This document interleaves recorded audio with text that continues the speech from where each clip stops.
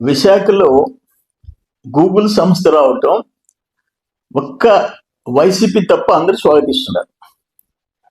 కారణం, గూగుల్లో 6093 అని కొడితే జగన్మోహన్ రెడ్డి జైలు జీవితం బయట వస్తుంది.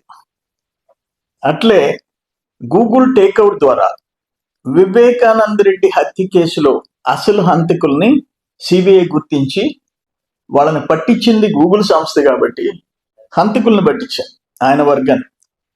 దాని మీద బహుశా పెద్ద కోపం ఉండొచ్చు.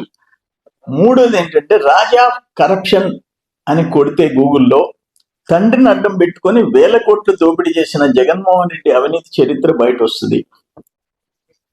అందుకని ఆ సంస్థ మీద కోపం. నేనేమంటానంటే, ఈరోజు 1,33,000 కోట్లు అసలు గూగుల్ కంపెనీ ఇండియాలో ఆంధ్రప్రదేశ్కి రావటం, కొత్తగా స్టార్ట్ అయిన ఒక స్టేట్లో రావటం, లోకేష్ బాబు కృషి, దాన్ని జీర్ణించుకోలేక నేను ఒక మాట్లాడుతాను. నీ సాక్షి పత్రికలో కానీ సాక్షి ఛానల్లో కానీ రాష్ట్రానికి ఇంత ప్రతిష్టాత్మకమైన ఒక సంస్థ వస్తుంటే ఒక చిన్న ముక్క కూడా రాయరా?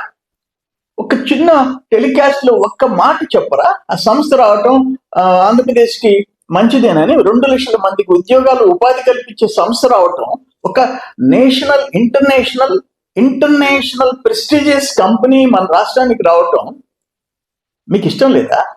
మీరా ఈ రాష్ట్రానికి ఒక ముఖ్యమంత్రి కావటం అంటే దురదృష్టం. మళ్ళీ నేనే వస్తాను అని చెప్పుకోవటం అంతకంటే దురదృష్టం.